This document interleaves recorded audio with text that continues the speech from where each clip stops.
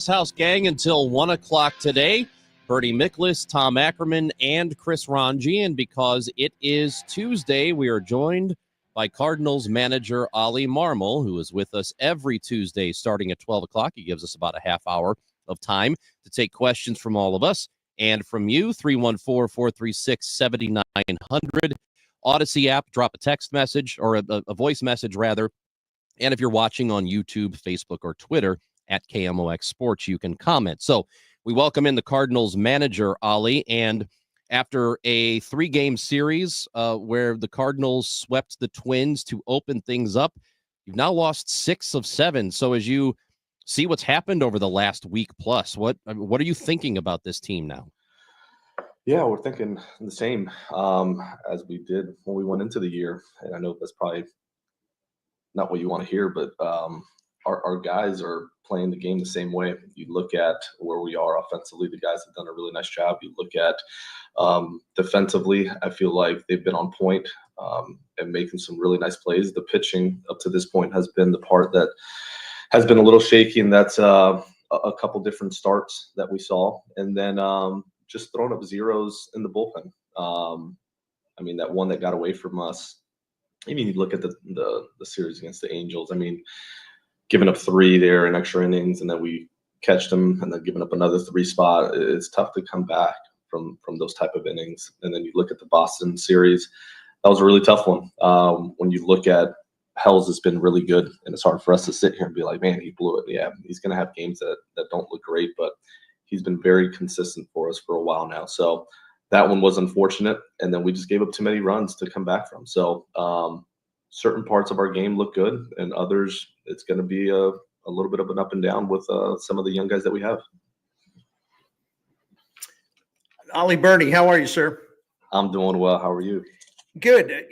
One of the things that's always intrigues me, you have largely a younger team, younger hitters, some young pitchers in the bullpen. You start off really well, then you get rocked, and every team gets rocked during the course of the season. The Brewers started 0-4, and they were outscored 47-15, and now they're back to 5-5. So that's an example of kind of, I think, what you guys have to do. But how do you handle that as a manager when things like really get bad in a hurry?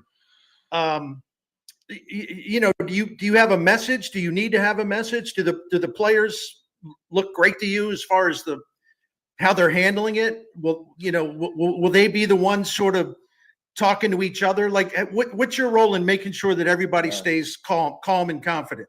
No, you definitely have a role in that, no doubt about it. And there's times where you need to insert yourself more than others, depending on how they're taking some of the losses.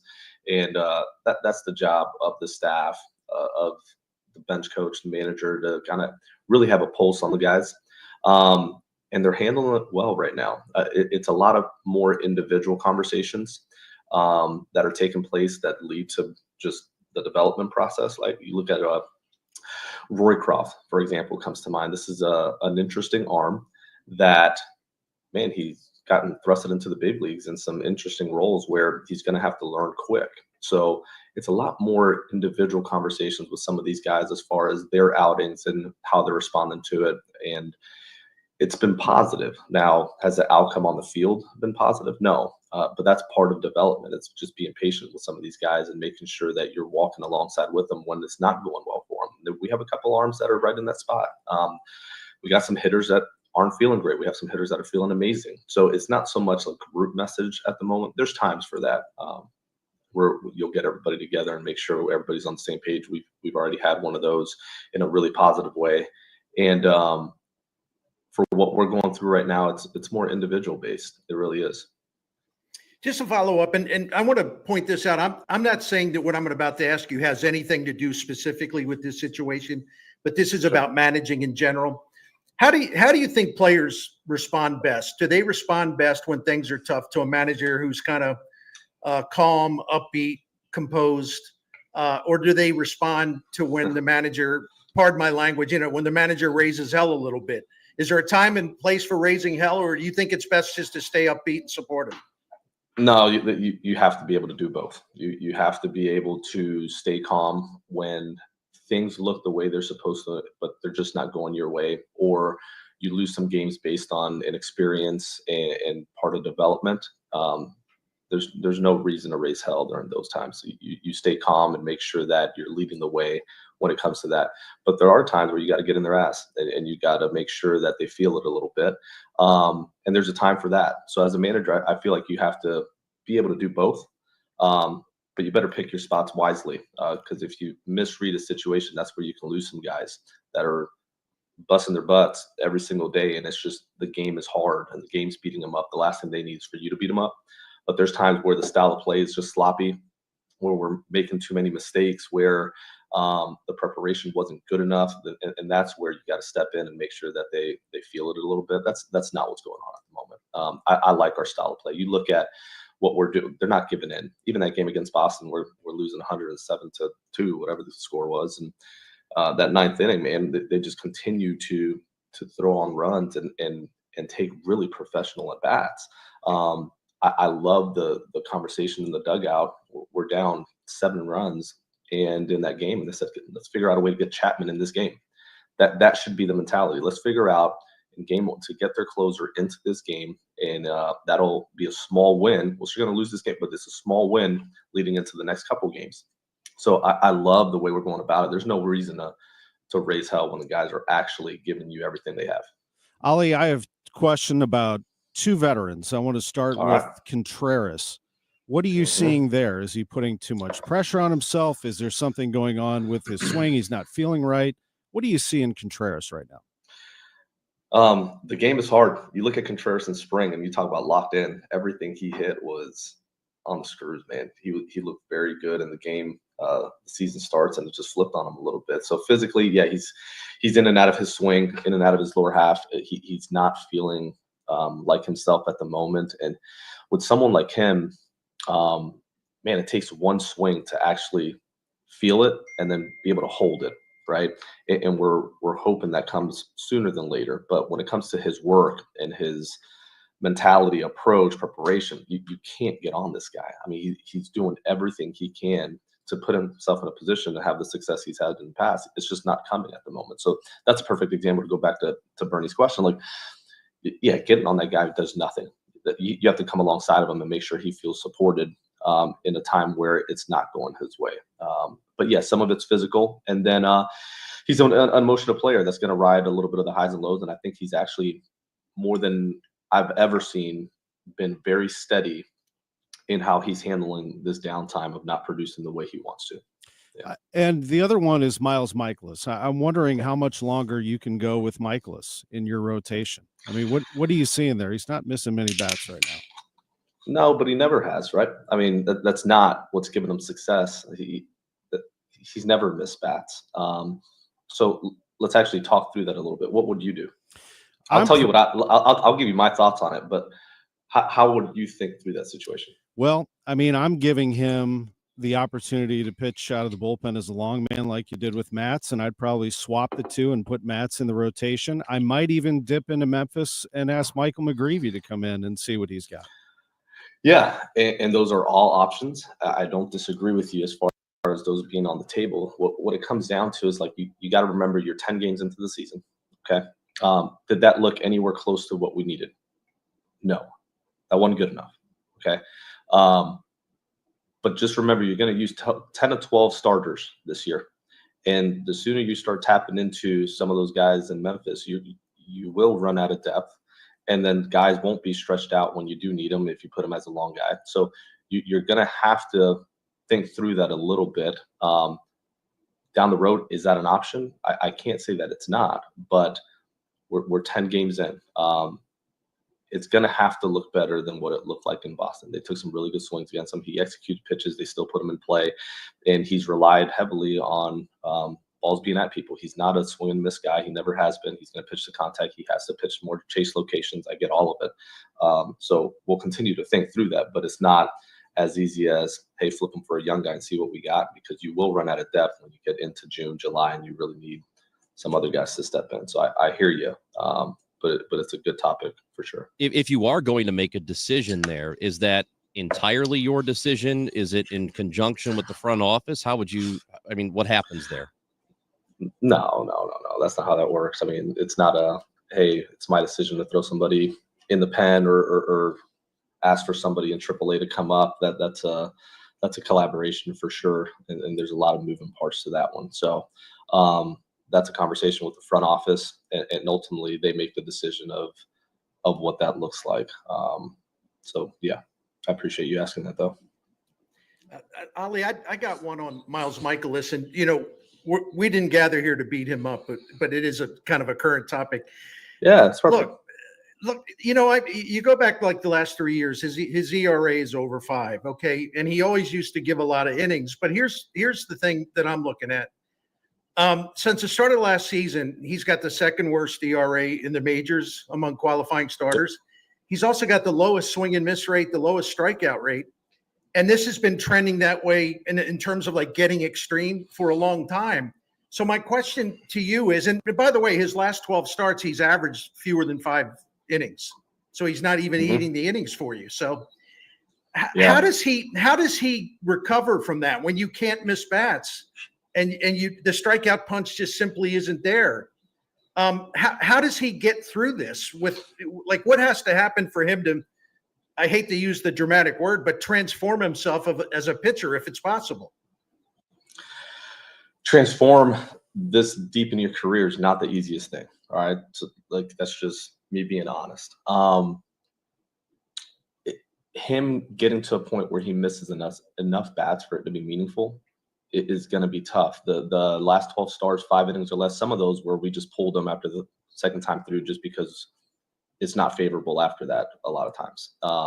So a guy that eats innings, like I hear you. Some of that has been, he's gotten beat up a little bit. Some of it is before it turns on him. We've pulled him in games where his pitch count's still down.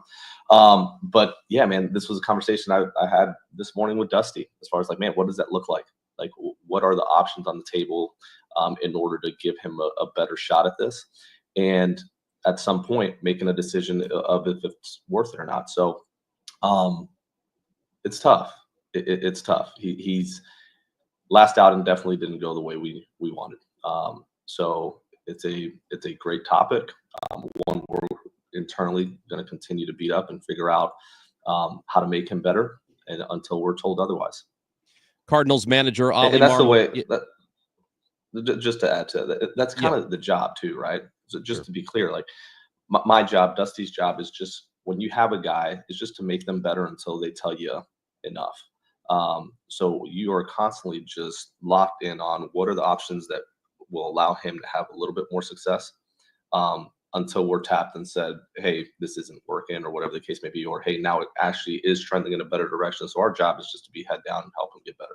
We've got Ali Marmol with us here, and another segment to go with him, Bernie Miklasz, Tom Ackerman, Chris Ranji. It is the Gashouse Gang on 104.1 FM KMOX. Tom Ackerman here. Busey Bank proudly recognizes the Glen Ed Pantry as a building community partner for the services and food they provide to more than 250 families in the Edwardsville School District each month. Food insecurity severely impacts every part of a family's life. More than 600 volunteers and donors make it possible for the pantry to fulfill their mission to provide food and services with dignity and respect. Learn more at glenedpantry.org. That's glenedpantry.org. This is Rob Schwartz, Senior Vice President of Busey Bank. The Glen Ed Pantry, our community promise partner, is building a brighter future, a new home for Glen Ed Pantry built by the community for generations to come. The need is growing, and your help is vital to make this vision a reality. Learn all about the campaign at glenedpantry.org. That's what building community is all about. Join Busey. Get involved as we continue building the communities we call home. Prescriptions require an online consultation with a healthcare provider who will determine if appropriate. Restrictions apply. See website for details and important safety information. Subscription required. Price varies based on product and subscription plan. Hey guys, millions of men experience ED, but not everyone can access or afford treatments like Viagra. At HIMSS, our own board-certified urologist, Dr. Peter Stahl, knows this better than anyone, and he knows that HIMSS can help. Hi, I'm Dr. Peter Stahl, Senior Vice President of Men's Sexual Health at HIMSS. I've helped many guys with ED, and it has never been more convenient to treat than it is right now, thanks to HIMSS. Through HIMSS.com, you can access a full range of treatment options for ED, including daily or as-needed meds through a 100% online process. If prescribed, your medication is shipped to you for free. Find the ED treatment that fits your needs Options at up to 95% less than the brand names when you get started at hims.com/joy. To start your free online visit and find ED treatment at up to 95% less than brand name prices, go to hims.com/joy. That's hims.com/joy for your free online visit. 11:20 a.m., 104.1 FM, and streaming on the Odyssey app. KMOX is with you, however you listen, wherever you listen.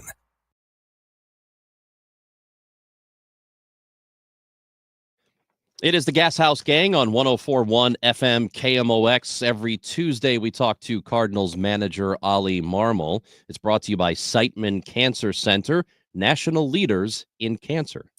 Ali Marmol, Bernie Miklas, Chris Ranji, Tom Ackerman. Great to be with you all on the Gashouse Gang. Ali, what happened with Ivan Herrera? I'm trying to understand the bone bruise. Was that pre-existing? Did that happen on the run? How does that happen?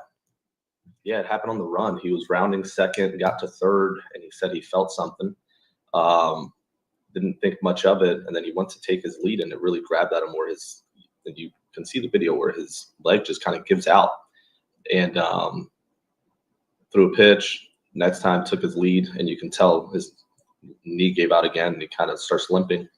The out was recorded. I walk out, and he's like, man, I don't want to put any pressure on it. Like, it's starting to hurt more and more. So that's where we carried him off the field. Got some imaging done, and then we flew him back to St. Louis. He's moving around okay, but it'll be a little bit of time before he's able to start baseball activity and do what he needs to do. So we're looking at a 4-week minimum. But the initial pain was strong enough for him to not want to put any pressure on it at all. And just to follow up on a real quick, is the Joel Pozo acquisition turns out to be a pretty good one. He's kind of like Pages, confident. I think everybody seems to like working with him. He is confident, and just the way he carries himself, it kind of breeds confidence in the pitcher as well. Like, he just carries a pretty good energy to him. He swings a good bat. We saw him for a short period of time in spring training, did a nice job, receives well, throws well, and I think he'll help when you think about having that type of protection at AAA. I'm glad we took a look at him before breaking camp, because it's one that could help us for sure. Ali, I don't want to be in a situation where every week we're rehashing, situations. It could be 2 or 3 days old, but I kind of know how you're wired. I know how you're wired, and you kind of like the scrutiny when people say, "Oh, the manager should have done this. He screwed up." You like to explain what went into that. So let's go back to the Helsley game. It was one of those days for him. And let me just tell you, I wrote a column and I said, hey, I had no problem with Helsley staying in, because he's Ryan stinking Helsley. I mean, it's the best guy you have. But social media being what it is, everybody's going nuts. He should have pulled him. He didn't have his control. So just talk us through your thinking on that. And did you ever waver that wasn't, he was going to take the ball to the end, whatever was going to happen? Yeah, your best closer in the game is going to take the ball to the end. You're not taking the ball from him. I don't care. That's not a thing. It's not. Especially going into that, he feels really good. He's rested. He punches out Duran. What are you gonna do? Take him out then? Take him out before. Come on. Like, it's easy to say once it's over, and I love when people go down. I was asked the question, what did you think about leaving Phil Maton in to close that game and saving Helsley for the second game? Like, that's nonsense. Like, you have a closer, you have a 2-run lead, you have no idea what the score in the second game is going to be. It ended up being not very close. So yes, you use your closer, and then that's your guy till the end. For me, that's not a conversation. I understand the way it looks. This is a guy that's established, who's proven he takes the ball till the end, and the options you have to bring in after him. I mean, Helsley's going to lose that game. Yeah. If I had to do it all over again, Helsley takes the ball to the very end. Yeah. And that's regardless if it's a doubleheader or not, right? I mean, you're approaching it that way? I am approaching it that way. I mean, that's your dude. And he very easily could have pulled that one over the plate a little bit more on Devers in the strike 3. He just punched out Duran. Like, you stick with him in that scenario. Ali, I'd love to pull this. Yeah. You know what I'd love if we can do is, like, this JD dude that's on the comments. I Yeah. wish we can pull him on camera, like onto the show, and have him ask questions. I was just about to like say that would be my favorite. I was just about to say, I can see you scrolling through or looking at these comments. So I love it. Let's do it. Okay. So JD, same old song and dance. Players just like last year. What do you say to people who are saying this is a repeat of last year?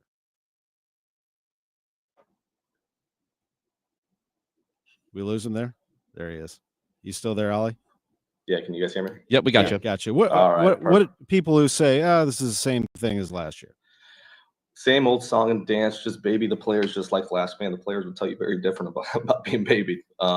That's for sure. So it's just it's not the same song and dance. No, I think this is actually very different.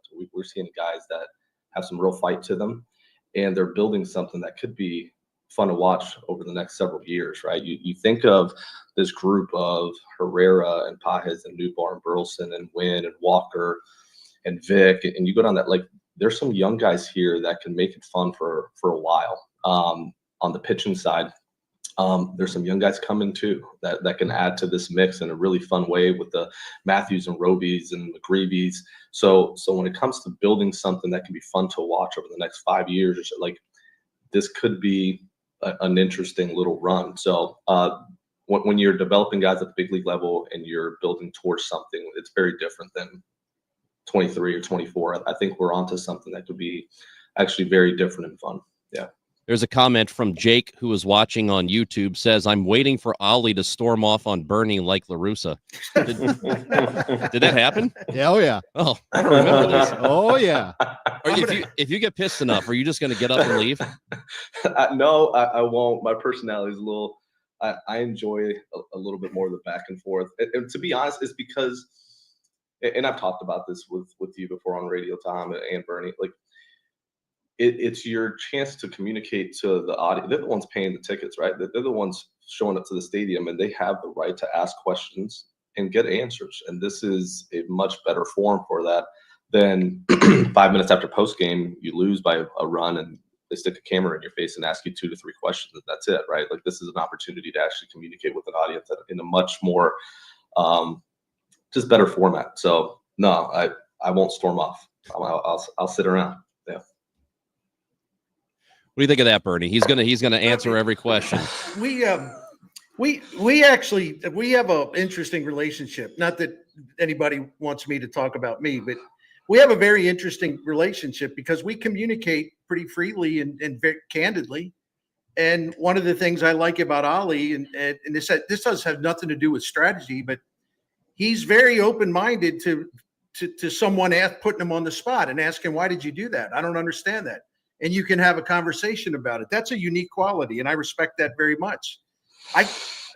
Ollie will tell you, man, I've jumped on him a lot, right? That's the nature of the job. But I'm not a hater. I actually respect him. But from time to time, the manager and the columnists are not going to see things the same way, and that's okay. It's okay. It's baseball, and that's part of the gig, man. Like, as a fan, you're supposed to get excited when things go well. You're supposed to be mad when things don't, and you should question. And there's times where I'll sit here and I'll defend the fact that, no, Helsley's going to be my guy and he's going to be to the end. And there's days I'm going to sit here and go, I think I jacked that up. And if I had to do it all over again, I'd do it differently. And people could get on me for that. The reality, like, I'll be honest, and it is what it is. Sometimes we make mistakes, and sometimes we do the right thing and it doesn't work. How often do you think that happens where you feel like you did screw something up? Man, I'll tell you, my post-game feedback loop is pretty long. And I have Scalzo, I have the pitching coach, I have different guys. John Jay will come in. When Skip was here, I mean, we would sit in a room post-game and you talk about all the different things that could have gone differently. And if we had to do it, when you're making decisions, like, is this going to hold over time? And there's certain times where you make the right decision and it doesn't work. And there's times where you make the wrong decision and it does work. And you want to make sure you don't continue to do that. So we talk through all of it and we make sure, and my staff is super comfortable telling me when I jack something up. And it should be that way. We should sit around the table and say, hey, man, I feel like we could have done this different. Or if we had to do it again, what do you think about this? So we do that every day. And then we think about it overnight. We show up here in a little bit and we hash it out a little bit more. But that's part of 162, man. You have to be able to do that with your staff. You want to take a couple more of our listener questions here? I'll do whatever you want, Tom. Yeah, let's pop around here. Well, look at Gary, just to put one on X. He said, considering our catching prospects and Herrera's difficulty throwing, could there be any consideration moving him into a different position? Because with his bat, you obviously want him in there. Yeah, you definitely want that bat in there. He's working really hard at the throwing. I'll say it just depends on where you're wanting to move him and what other pieces that affects, right? So some people have suggested in the past, like, oh, can he play left field? Can he play first base? Can he? So you go through that exercise for sure. But I'd like to exhaust every bit of improving his throwing prior to having that conversation. Is it something we've discussed in the past? Yeah, but we have a job to do, and it's to get him better at catching. If he doesn't take to it or we're not seeing improvement, then we'll have that conversation. But at the time, we're head down trying to just get him to be a better catcher, because there's a lot of value in him being able to do that. Question from Bill, who is watching on YouTube, who says, what did you think about Liberatore so far? I've liked what we've seen. Listen, when you look at a little bit of our issue, and we talked about this over the last couple of years, it's our ability or inability to miss bats. And you look at teams that are having success. They have starters that miss bats. They have guys in the 7th, 8th, and 9th that miss bats, and it makes it more difficult because, I mean, the ball in play is not the same as what we have. So when you think of someone like Libby, he has the ability to do that with 7 punch outs yesterday. He has the ability to miss more bats than some of the other guys we have. So I like the fact that he's gotten punched a little bit early in the game and then figured out a way to still throw up zeros after that, because that's what shows when you talk about him having a hard time second or third time through. I like that he's plowed through that a little bit, where he gave up that 3 spot and then threw up a couple zeros. Last time, 4 hitters got him all in a row and bunched up some runs, and then he threw up a couple zeros after that. So I like where we're headed with him. His development is in the right direction. His overall mentality and preparation in between starts is really, really good. So I think we're headed in a good direction with Libby. Ali, tonight you got Sonny Gray going against Paul Skeens. What a great matchup. That should be entertaining for the fans to watch. It really is. I want to ask you about Sonny, because we know that he was still working on some stuff coming out of spring training. It's understandable. He's interesting to me because he has a 30% strikeout rate so far. So his stuff is good, but yet he's given up a couple bombs. And if you go back to last year, same thing, big strikeout rate. But on the road last year, he got beat up quite a bit. Yeah. What do you identify there? Where do you think he is, and why do you think maybe last season he had such a struggle on the road, giving up big flies? Yeah, and it's not something he's done in the past, so I'd like to just kind of attribute that to randomness, in the sense of not randomness. I don't think it'll be repeated over the course of this year. It happened quite a bit last year, and at home, it's different. Obviously, our ballpark's different. It's more of a pitcher's park than a hitter's park. So a lot of his home runs were bunched, and they were bunched on the road. So I wouldn't think that will happen again. I think as we get further into the year, the velo will tick up as well. His progression in camp was a little slower, building up into the season. So I think as we give him a couple more starts, we'll see a little bit more of that Sonny Gray. So I'm not concerned with it at the moment, but I also don't think that home run rate on the road is something that'll hold over time. So, yeah. Ollie, one more, and this Yeah. is from Tom on X. It's not me, although that'd be funny if I posted my own question. Besides Maton and Helsley, who do you feel confident putting in a close game?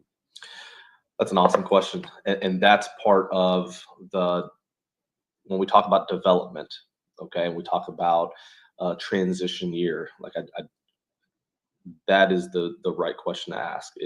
You're going to have to give opportunity to the Fernandez, the Roycrofts, the Leahys, in order to see which one takes that job and runs with it, where you can use them in the 7th in a righty lane. You can use them in leverage when, let's say, Helsley's down and Maton has to throw the 9th and JoJo says he takes the 8th. Like, who can you put in that 7th inning and start to trust them? Right now, I mean, we're going to rotate them and see who kind of takes hold of it and runs with it. I thought when you look at Fernandez, he's a Rule 5 guy last year.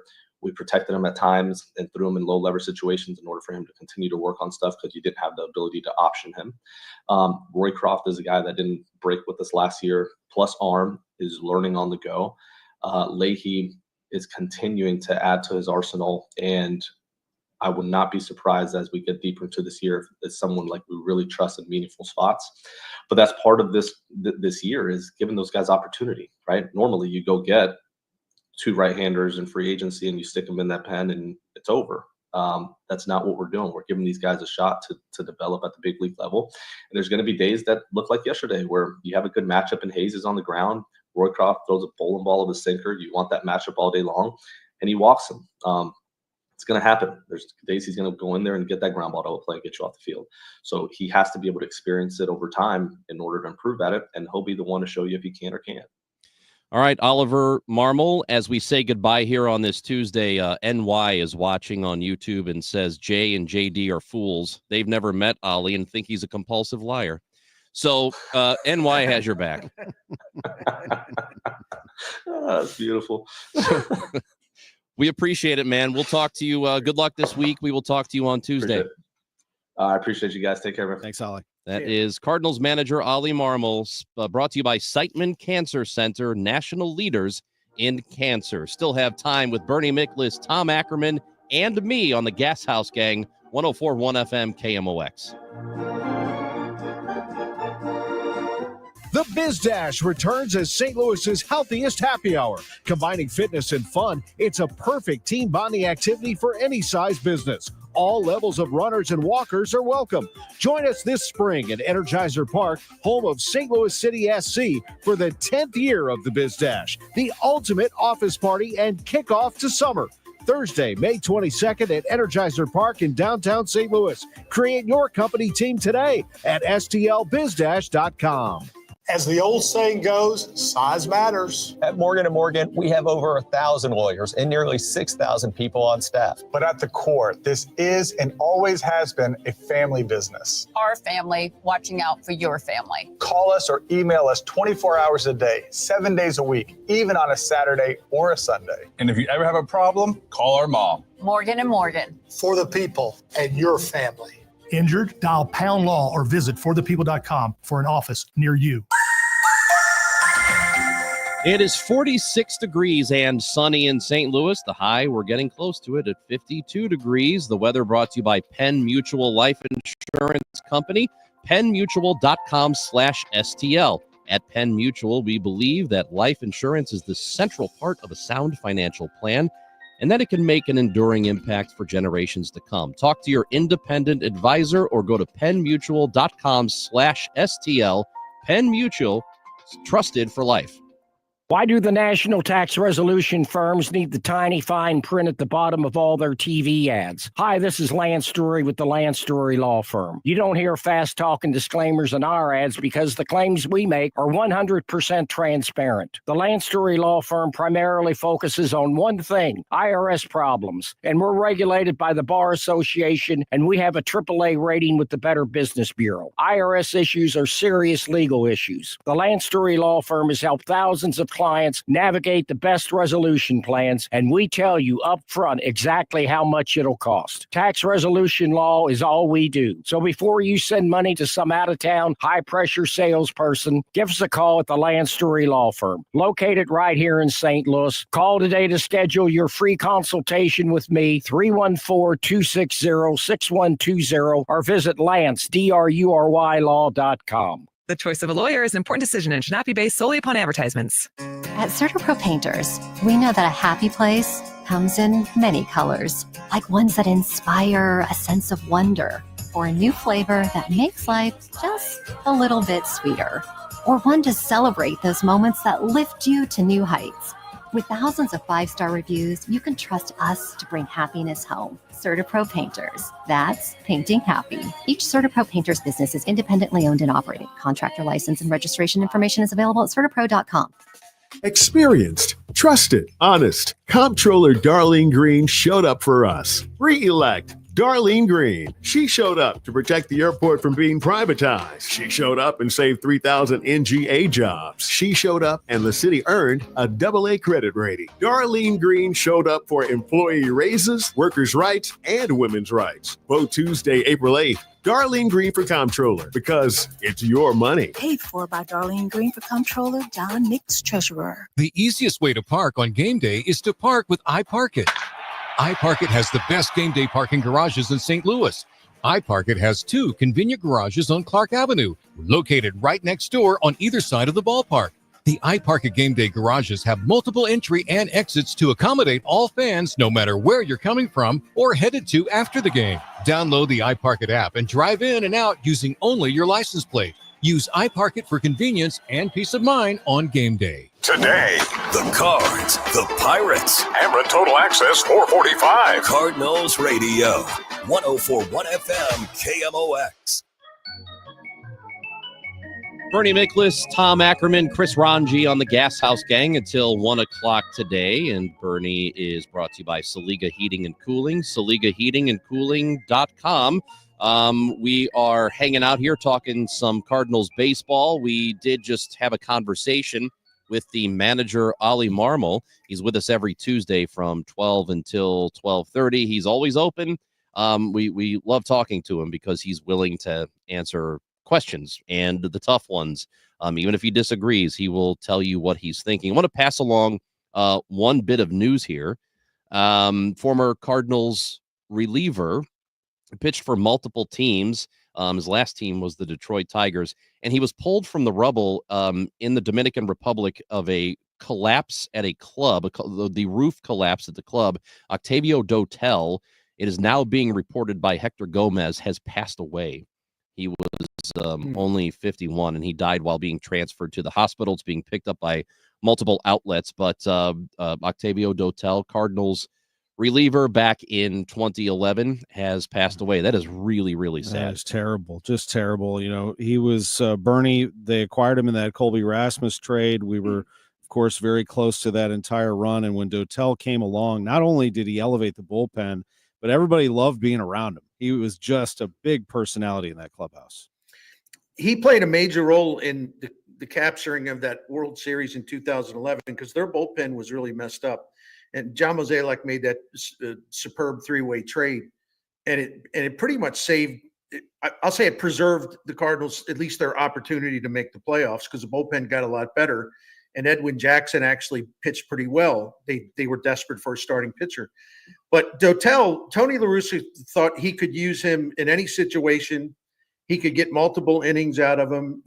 He said, as to use a Tony La Russa phrase, Dotel.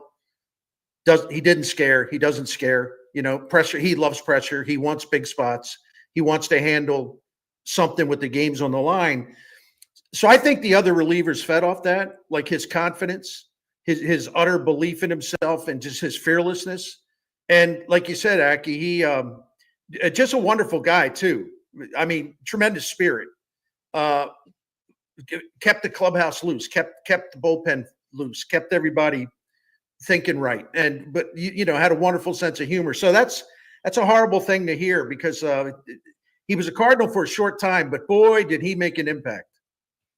Yeah, big part of that bullpen. I dealt with him a few times when he was with the Sox in 08, 09. They had a playoff run in 2008. He was a big part of that. That's really sad and just absolutely tragic. The kind of thing that did not need to happen. So Octavio Dotel has passed away at the age of 51. That is very, it's tragedy is what it is, because that should not happen to people. So I've got Bernie Miklasz and Tom Ackerman, Chris Ranji here, and feel free to visit with us if you want. You can leave us a message on YouTube or Facebook or Twitter at KMOX Sports. If you are watching the stream, you can also text us at 314-436-7900. So going back to the conversation we had with Ali Marmol, I thought today he was really good again, just like he was last week after a tough week. And Bernie, they sweep the series to start against the Twins,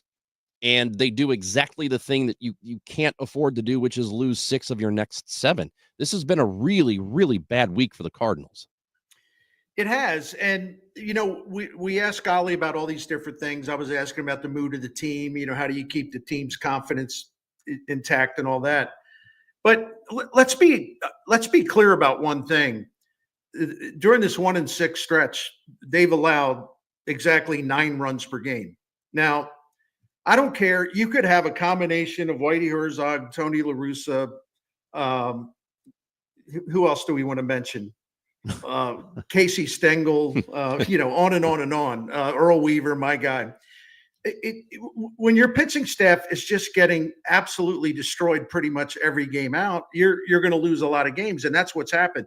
The offense, even in defeat, even during this stretch, is still averaging a little over 6 runs per game when they lose. So it's not the offense. They've got to get this pitching shored up. The guys they have in that rotation, they're capable of doing better. So I think this has been extreme to the point where it won't last.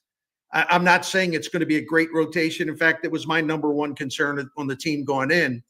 But I think they're certainly capable of being more competitive than this. And I think Sonny Gray is in a wonderful position tonight. No one expects him to beat the Pirates, not with Paul Skeens on the other side. So this is the kind of opportunity where your ace should really fit the situation, what his team needs, and he'll supply it. But the pitching's awful. It's just flat out awful. They got the worst ERA in the majors. That includes the games. That's all 10 games. They have the worst ERA in the majors. And they're not pitching enough innings. No, they're not even getting deep in games. I trust Sonny Gray in this rotation, and I look forward to seeing what he can do tonight. But Fetty did them no favors, giving up 5 runs early in that game. That was a mess. Palante, as good as he can be, 81 pitches, I think, in his 4+ innings. That's way too many. He's walking guys. Obviously, we talked about Michaelis getting absolutely destroyed. And I don't see how he can stay in this rotation right now. But if they trot him out there again, it's going to be much of the same, I would think. And then, that leaves you Liberatore, which did show at least some hope. He gives up some early runs, but he's able to recover. And he's still the most explosive pitcher that they have. But Bernie, here's the other thing. This offense, I'm sorry, but this is not going to last. This is going to regress. Ollie has admitted it himself. It's going to have ebbs and flows. At some point, they're going to get you think it's bad now. If the offense starts to fall apart, they were 1 hit away from tying a major league record yesterday. If it starts to fall down, it's going to be a mess if this rotation doesn't get going.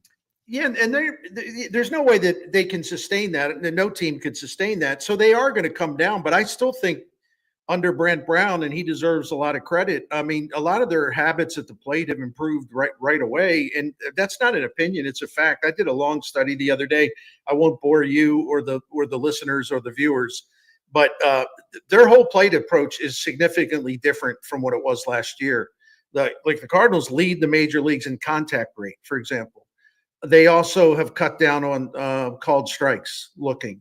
They're looking to identify pitches that they know they can handle, and if they get it, they pounce on it. And that has not been there has not been enough of that in the recent past. The knowledge of the strike zone and knowing what you can punish, what pitch you can punish. There's all kinds of really, really encouraging stuff about how they've changed. They actually go into games with a plan. And the plans have been good because that's why they're scoring all these runs. So I do think it's different. And I do think in this case, the batting coach really does matter. Sometimes we all, blame the batting coach. We praise him too much. It really matters with this guy. And I think we need to remind ourselves of that. Talk to Albert Pujols about Brent Brown. Talk to David Freese about Brent Brown. When they both went to the Dodgers late in their careers and basically were just about out of gas. And Brent Brown turned both of those guys around. He's really, really good. And I don't give a damn if the Mariners fired him or not. They needed a scapegoat because their general manager is awful. They've never improved their offense. So I hear that from Cardinals fans. The small percentage who want to hate everything. And you guys never talk about how Seattle fired him. You know what? if the Dodgers have him in his organization for 5 years, and Skip Schumacher, after he improved the Miami offense, calls the Cardinals, say, you got to hire this guy. He's great. I'll kind of take Pujols, Freeze, the Dodgers' word, Skip Schumacher's word over Russell in Ellisville. Okay, I think they know. Well, I think they know a lot more about Brant Brown than Edgar and Fenton. All right, Edgar and Fenton. That guy's always up somebody's ass. Yeah, that guy. I know. Yeah. I know. I had to act up there a little bit. So anyway, no, I like their habits. I mean, good habits lead to good hitting, right? Absolutely. And the Albert Pujols endorsement is all I needed. I don't need to get bent out of shape about what happened with the Seattle Mariners. I mean, it's fine. I am curious to see what the lineup will be today, obviously tomorrow and beyond with the DH. And, we didn't talk about Nolan Gorman, but it does sound like, Bernie, he is going to get himself back here pretty soon. That would be welcome news. I am curious if they do a rehab assignment with him real quick just to get his timing down. I don't think you can just pull him right off the aisle and be like, all right, buddy, go ahead. I mean, get a few swings in, but Nolan Gorman showed some promise, I think.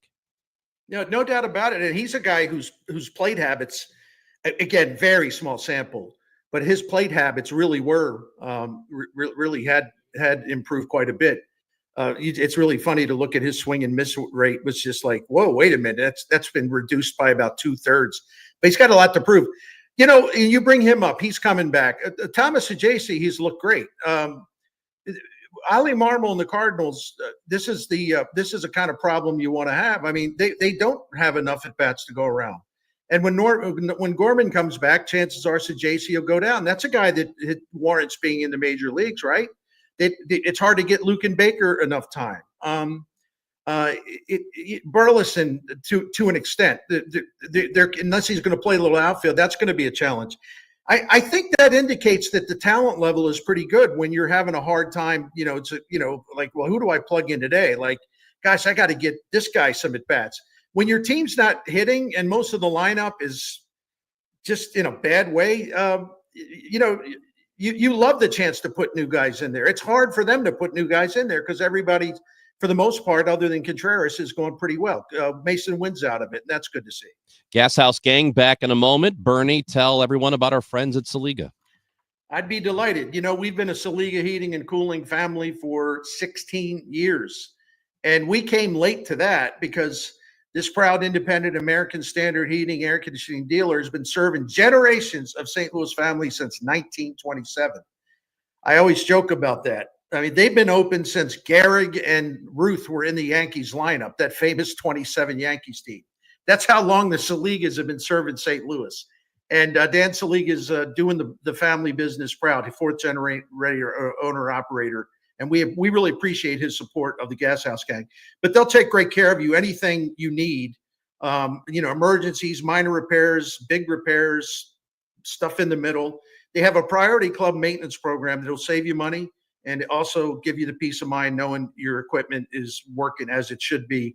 We have found Saliga to be so honest and so upfront and so take their time, they're professional to explain things. We have found them that they'll go out of their way to try to save us money rather than trying to sell us something we may not need.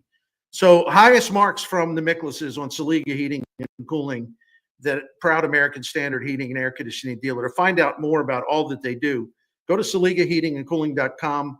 You'll see the phone number on the site, SaligaHeatingandCooling.com. Thank you.